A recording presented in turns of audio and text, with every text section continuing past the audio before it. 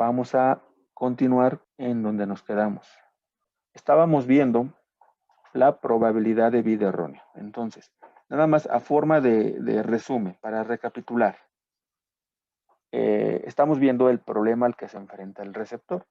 El problema al que se enfrenta el receptor es que él recibe un valor y ese valor corresponde a una muestra que él toma de la señal PAM. Estamos viendo con señales PAM. Y ese valor corresponde a una amplitud que ya se eligió previamente. ¿Sí? Por ejemplo, si hablamos de una PAM binaria, donde solo tenemos dos amplitudes, 1 y -1, el receptor toma una muestra. En ausencia de ruido, tomaría una muestra 1 o -1, 1 o -1, pero en presencia de ruido, el valor de muestra va a ser diferente de 1 y diferente de -1, va a estar contaminada con ruido. Y el problema del receptor es que tiene que decidir si se transmitió un 1 o se transmitió un 0 con base a la muestra que recibe. Ajá. Él tiene que detectar. ¿Cómo lo hace? A través de probabilidades. Dada una muestra o dado el valor que él recibe, él calcula las probabilidades de haber transmitido un 1 y que se reciba ese valor, o haber transmitido un -1 y que se reciba ese valor. Por ejemplo, que estemos transmitiendo 1 y -1, pero el receptor tomó una muestra de 0.1. O sea, 0.1 no corresponde ni a 1 ni a -1. Pero el receptor calcula cuál fue la probabilidad que yo recibí el 0.1 dado que se transmitió el -1. Y cuál es la probabilidad de que se haya recibido 0.1 dado que se transmitió el 1. Calcula esas dos probabilidades y decide por la mayor. Eso es lo que hace el receptor. Ahora, no es que el receptor calcule las probabilidades, que hablamos la clase pasada, que eso lo hace a través de elegir un umbral. ¿Sí?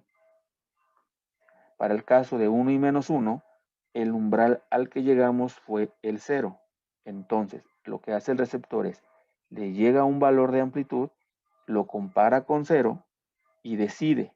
Si es menor a 0, decide por el -1. Si es mayor a 1, decide por el 1. Perdón, mayor a 0, decide por el 1. Este criterio de decisión, que simplemente es comparar el valor de amplitud con un valor de umbral, se obtuvo tras un análisis de probabilidades. Ajá. En otras palabras, lo que yo les platiqué al inicio, que el receptor tiene que calcular las probabilidades que le ayuden a decidir, lo simplifica únicamente comparando con un umbral. ¿Qué quiero decir?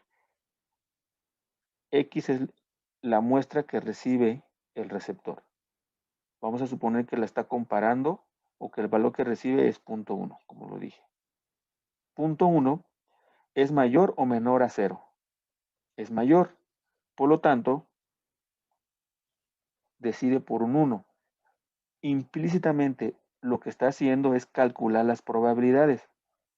La probabilidad de recibir un 1, dado que se transmitió un 1, es menor a la probabilidad de haber recibido 0.1, dado que se transmitió un 1. O sea, está haciendo, implícitamente está calculando esas probabilidades, pero lo hace a través de solo comparar el valor. ¿Sí? Al decidir ya está decidiendo cuál tiene la mayor probabilidad. Eso reduce la complejidad en el receptor. Es más fácil comparar contra un umbral que estar calculando las probabilidades. Bien. Recuerdo que eso quedó de tarea que ustedes encontraran el valor de umbral, vamos a llamarle gamma 0, para el caso cuando se transmitía un A1 y un A2. Aquí estamos tomando que cuando se transmite el bit 1, se transmite una amplitud 1, y cuando se transmite el bit 0, se transmite una amplitud -1. Pero puede ser el caso general que cuando se transmita el 1, se transmita el A1, y cuando se transmita un 0, se transmita el A2, donde A1, ahorita para el ejemplo que estamos diciendo, vale 1 y A2 vale menos 1. O pueden cambiarlos. El punto es que esté en función ya de A1 y A2 para poder generalizar. Eso nos va a dar el valor de umbral. Ese valor de umbral nos va a ayudar a decidir, que ya lo habíamos explicado, ¿no? Y luego también recuerden que ese criterio es susceptible a errores. O sea, que calcule la probabilidad o que elija la máxima probabilidad no asegura que en efecto acertó a su decisión. Se puede equivocar. Por lo tanto, y vamos a ver cómo se calcula el error. Que yo recuerdo que la clase pasada o la última que tuvimos finalizamos cómo se calculaba ese error. Ajá. Tenemos la función de distribuciones condicionales. Esta es la función de x dado que se transmitió el menos 1. Si es una gaussiana desplazada en 1, multiplicada por un medio. Porque la probabilidad de transmitir el menos 1 es un medio. Y tenemos otra gaussiana pero desplazada en 1, multiplicada por un medio. Ajá. Esta sería la función de densidad de x, donde x es la amplitud recibida en el receptor. Y decíamos que el error, ¿cuándo se va a encontrar? Cuando se transmita un menos 1, pero el receptor detecte o decida por el 1. O sea, ahí se equivocó, porque en realidad se transmitió el menos 1, pero el receptor dijo que el 1. Y viceversa, cuando se transmita el 1, pero el receptor detecte el menos 1. Ahí también se equivocó, ¿sí? Eso es a lo que le llamamos el error. Esto va a suceder con una cierta probabilidad. ¿Cómo calcular esa probabilidad? Bueno, están de acuerdo que esta función, imagínense que nada más transmitimos el menos 1. O sea, solo se transmite el menos 1. Los valores de amplitud que va a recibir el receptor tendrán esta función de distribución. Quiere decir que puede recibir un valor de menos infinito a infinito, aunque se va a concentrar o la máxima probabilidad va a estar alrededor de el menos 1. ¿Ah? Y decíamos, imagínense que el receptor únicamente envía el menos 1. Siempre está enviando el menos 1. Debido al ruido, el receptor recibe amplitudes aleatorias, pero que tienen esta distribución que está en azul. Ajá. Pero, de acuerdo a nuestro criterio de decisión, cuando el valor de amplitud supere al umbral, se va a equivocar, porque cuando el valor de x supere a gamma, él va a decir que se transmitió un 1, pero eso es falso porque siempre se está transmitiendo un menos 1, por lo tanto se equivocó. Entonces, la probabilidad de error se puede calcular si nosotros calculamos cuál es la probabilidad que la variable aleatoria x se encuentre en este intervalo, de gamma 0 hasta infinito. Pero no es el único error que existe. El otro error es si ahora se transmite el 1, ahora imagínense que se transmite siempre el 1. Entonces el receptor tomaría o tendría valores de amplitudes aleatorias que siguen esta distribución gaussiana. O sea, una gaussiana centrada en 1. Pero si el valor de x es menor a gamma, que es nuestro umbral de decisión, el receptor dirá, se transmitió el menos 1. Y eso es falso, también se equivoca. Ajá. Por lo tanto, para calcular la probabilidad de error hay que considerar los dos casos. Este caso y este de acá. Confundir el menos 1 por 1 y confundir el 1 por menos 1. ¿Cómo calculamos esta probabilidad? Sacando la probabilidad que x se encuentre en esta región para la función de densidad azul. Y luego hay que sumarle la probabilidad que x se encuentre en esta región considerando la PDF en verde. Ajá. Bien. Entonces, en conclusión, el error se calcula sacando las probabilidades que la variable aleatoria se encuentre en la región en verde, pero considerando esta gaussiana, y más la probabilidad que la variable aleatoria x se encuentre en la región en azul, pero considerando esta gaussiana. Y ya dije a que es igual esta gaussiana. Y esta otra. Aquí está. Entonces, probabilidad de error es igual a calcular la probabilidad que x se encuentre de menos infinito a gamma 0, vean, es esto que está en azul, pero considerando esta gaussiana, como habíamos dicho, esta gaussiana. Sí, por eso aquí está fx dado 1, es esta, más la probabilidad que x se encuentra en esta región, pero considerando esta gaussiana. Por eso es f de x menos 1, aquí está. ¿Sí? Y es de gamma a infinito. O sea, son estas dos. Sustituyendo valores, nada más lo que se está haciendo es sustituyendo estas funciones por lo que está aquí. Esto es una gaussiana de media menos 1 y varianza sigma 0 multiplicada por un medio. Esta función de densidad es una gaussiana de varianza igual sigma 0 y media 1. Fue lo único que se hizo aquí. Sustituir esas funciones. Después, bueno, aquí está el 1 medio y el 1 medio. Y luego sustituimos gamma. Para nuestro caso, gamma es igual con 0, recuerden. Entonces, fue lo único que se hizo en este paso.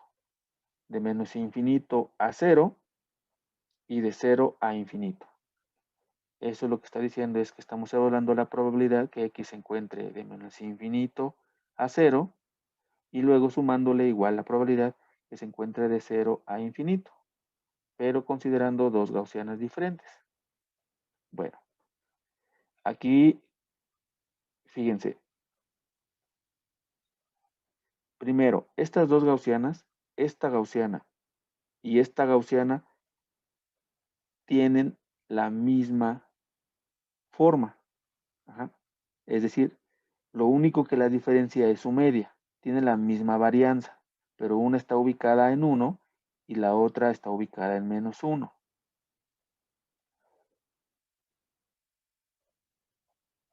Obtener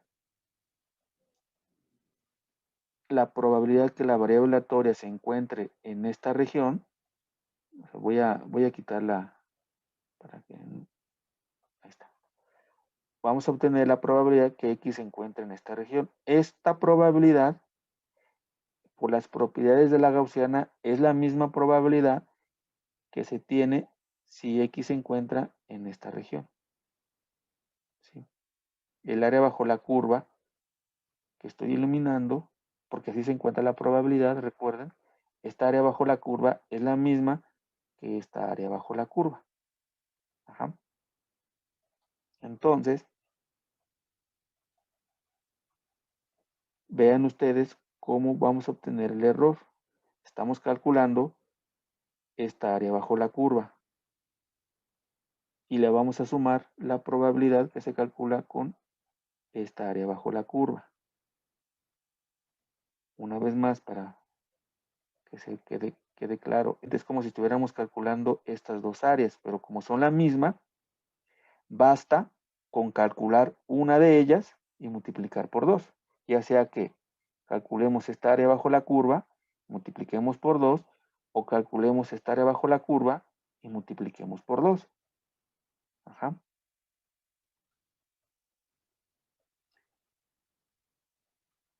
Pero como tenemos aquí el 1 medio, esa multiplicación por 2 se cancela. Por eso es que la probabilidad de error simplemente es encontrar el área bajo la curva de una gaussiana que vaya de, aquí me equivoqué, en lugar de 0 es 1 o menos 1, ¿eh?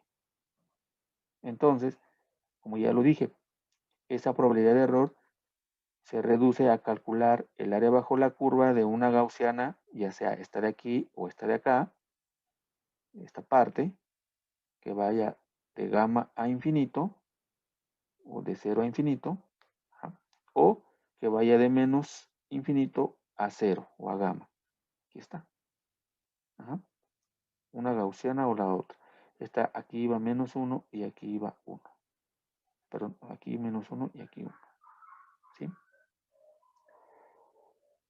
Así es como se encontraría esa probabilidad de error. Bueno, son las mismas expresiones. No estoy haciendo nada, solo las copié para ya sustituir los valores. Podemos tomar cualquiera de las dos. Solo hay que recordar la función de densidad gaussiana, qué forma tiene, qué expresión matemática tiene.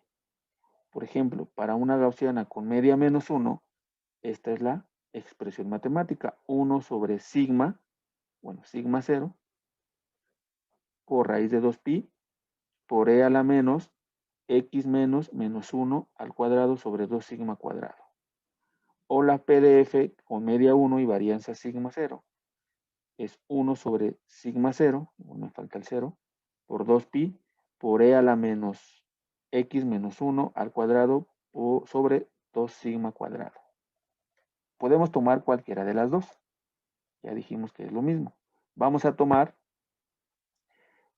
esta expresión. De 0 a infinito. De 0 a infinito. O sea, estamos tomando esta de aquí.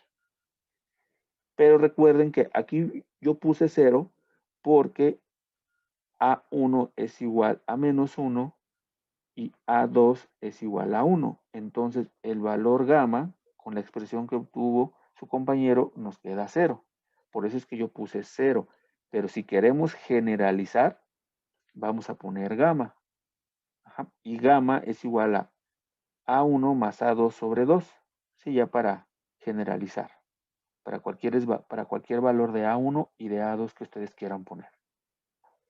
Bien, entonces, por eso va de gamma a infinito. De la función de densidad gaussiana que tenga media 1. ¿Sí? Bien. ¿Dónde están mis figuras? Vean, estamos tomando esta gaussiana.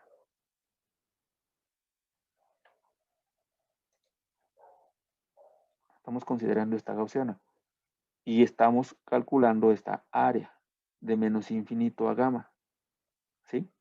Podríamos haber tomado también esta, no pasa nada. Y ahora hay que calcular esta área. No pasa nada. Cualquiera de las dos. Yo estoy tomando esta. De menos infinito a gamma.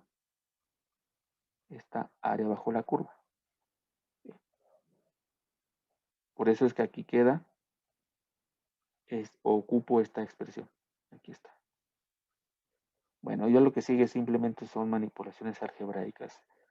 Sustituyo gamma, que es A1 más A2 sobre 2, a infinito.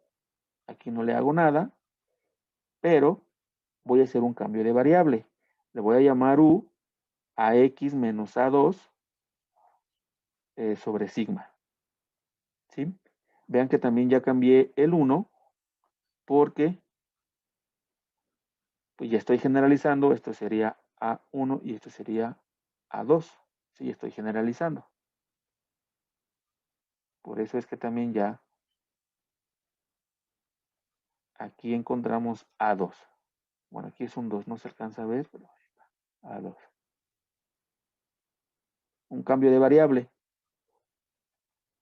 U va a ser igual a X menos A2 sobre sigma. O sea, estoy cambiando aquí. La diferencial de U es igual a 1 sobre sigma diferencial de X. Y luego, ¿qué va a pasar cuando con los límites también cambian? Porque estoy haciendo mi cambio de variable. Cuando X es infinito, o cuando X tiende a infinito, ¿a dónde tiende U? A infinito también, ¿no? Porque aquí voy a tener un infinito. Entonces, cuando X va a infinito, U tiende a infinito. Y luego, cuando X tome el valor A1 más A2 sobre 2, ¿A qué va a tender U? Pues nada más hay que sustituir X por este valor. Aquí está. Pero como aquí tengo menos A, pues tengo que restar menos A sobre sigma. Bueno, hacen ustedes esta operación y les queda A1 menos A2 sobre 2 veces sigma. ¿Sí?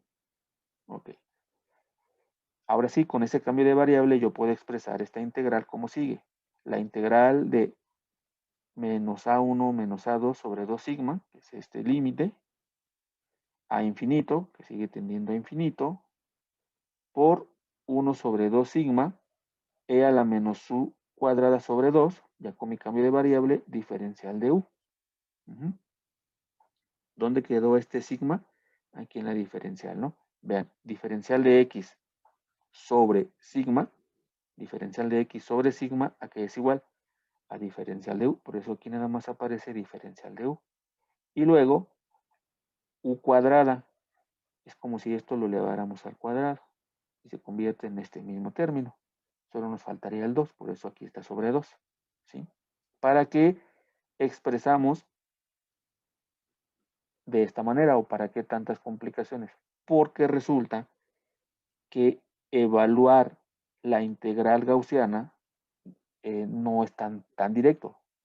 O sea, no hay una, si ustedes buscan en su formulario de integrales una expresión que les permita evaluar esta integral, no la hay. Solo se hace a través de tablas, ¿sí? Es decir, se tiene que hacer un método numérico para darle valores a x e ir calculando. O sea, lo que hacen es lo siguiente: tienen la gaussiana, le van dando valores a x y para cada x van obteniendo el área bajo la curva. Por ejemplo, este valor de x0. Hay una tabla que ya me da cuánto vale esta área bajo la curva. Por ejemplo, yo quiero esta x. Hay una tabla que ya me da esta área bajo la curva. Aquí está, las tablas. Sí, que te hablo de esto. Ahora, pero la tabla que van a encontrar en la mayoría de los casos pertenece a una gaussiana con media 0 y varianza 1. Ajá. Y esta gaussiana no necesariamente, esta de aquí, no necesariamente tiene una media 0. De hecho, tiene una media A2 y no necesariamente tiene una sigma 1. Ajá. Por eso es que hicimos ese cambio de variable para ahora sí llevar a una gaussiana con media 0. Por eso es que aquí es U solita, ya no aparece la media. Y sigma vale 1. Por eso aquí ya aparece nada más el 2, porque 2 por sigma cuadrada, pero si sigma vale 1, sería 2. Bien, esto de aquí sí ya es una gaussiana con media 0 y varianza 1. Por eso es que nos convino expresarla o llevarla a esta forma. Y ahora sí, para resolver esta integral ya hay tablas. Esas tablas se conocen como valores de la función Q. Esta es la función Q. Vean, ya con esto finalizamos. La función Q se define con esta integral. 1 sobre raíz de 2 pi, la integral de x a infinito, e a la menos 1 medio sobre 2 diferencial de u. Esto lo que está haciendo es lo que ya les dije. Para cada valor de x, por ejemplo, este valor de x0, obtiene ya el área bajo la curva. Ajá. De esta gaussiana con media 0, varianza 1. Esta de aquí. Eso es lo que está haciendo. Si nosotros comparamos estas dos expresiones, es lo mismo, nada más cambió el valor x. Por lo tanto, la probabilidad de error, que es igual a esta expresión que ya obtuvimos aquí, es igual a la función q de ¿quién? De A1 menos A2 sobre 2 sigma. Así se calcula la probabilidad de error. ¿Sí? Cuando ustedes busquen en la literatura la expresión para calcular la probabilidad de error en los sistemas de comunicaciones con algún esquema de modulación, siempre lo van a encontrar en términos de la función Q. Este análisis que hicimos es el más sencillo, el básico, pero para otros esquemas de modulación como los que vamos a ver en el parcial 3, este análisis ya no es tan fácil como ahorita. Si ahorita les resultó complicado o enredado, para otros esquemas de modulación, el análisis es todavía un poquito más complejo en el sentido que son más operaciones matemáticas, más consideraciones. Aquí es darles una introducción del por qué encontramos esa función Q para calcular la probabilidad de error. Se aplica un análisis probabilístico, como el que acabamos de ver en las clases pasadas. Y bueno, ya nada más nos restaría de esta unidad explicarles que esa función Q está en términos de la relación señal-ruido. ¿Y qué es la relación señal-ruido? ¿Y cuál es la importancia? Y a leer una tabla que la interpreten ustedes. Y listo, con eso finalizamos la unidad 2 y empezamos con la unidad 3.